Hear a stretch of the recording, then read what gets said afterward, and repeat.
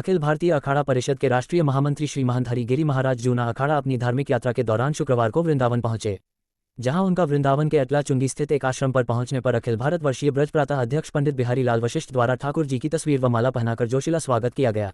इस दौरान पत्रकारों से रूबरू हुए महंत हरिगिरि महाराज ने कहा कि सरकार कॉरिडोर बनाए, लेकिन धार्मिक नगरी के प्राचीन अस्तित्व का ध्यान रखकर कुंज गलियों को न तोड़कर यमुना के आसपास कॉरिडोर का निर्माण कराया जाए, जिससे कि कुंज गलियों की पहचान खत्म न होकर व्यवस्थाओं में सुधार लाया जा सके। उन्होंने न्यास गठन को लेकर लाए गए अध्यादेश का पुरजोर विरोध करते हुए कहा कि ठाकुर जी पर सिर्फ सेवायतों का अधिकार है, इसलिए अध्यादेश को पूरी तरह निरस्त किया जाए। वहीं उन्होंने वृंदावन रेलवे लाइन डाले जाने के सवाल पर कहा कि वृंदावन में ऐसी रेलवे लाइन डाली जाए जो सीधे हाथरस से अलीगढ़ का सफर तय कर सके, जिससे जाम के साथ साथ श्रद्धालुओं को सफर में भी बेहतर सुविधा मिल सकेगी। इस दौरान उनके साथ आए महंत नारायण गिरी महाराज ने भी कॉरिडोर का विरोध किया। इस दौरान महंत रामदास महाराज, गौरव रस्तोगी आदि के अलावा स्वागत करने वाले दर्जनों लोग उपस्थित रहे। हमारा कहने का अर्थ है, सरकार उत्तर प्रदेश से बड़ा कोई न्यास तो हो नहीं सकता है, भारत सरकार से बड़ा कोई न्यास नहीं हो सकता है।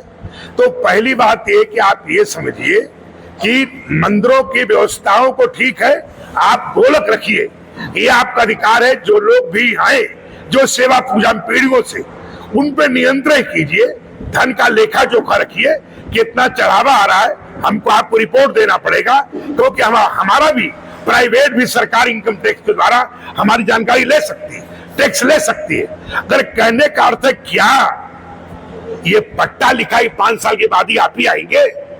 कोई सरकार अखिलेश की तरह आ जाए, कोई कम्युनिस्ट विचारधारा की आ जाए, कोई और सरकार आ जाए जो कि मंदिरों की व्यवस्थाओं को आपको भी किनारे कर दे, उस समय क्या होगा?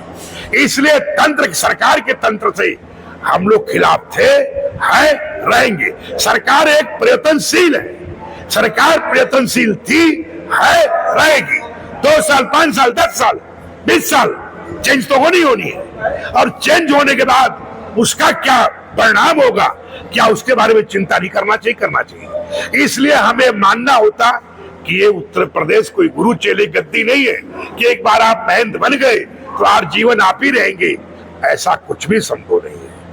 इसलिए मतलब जो है, ट्रस्ट में जो व्यवस्थाएं थे, जो उससे लोग जुड़े हुए, वो कई व्यवस्थाएं, तो उनको आप राइट फाइट कीजिए। उसमें कुछ लोग गुनाहगार हैं, कोई सजाए आपदा, उन्हें दंड दीजिए, दंडित कार्रवाई कीजिए।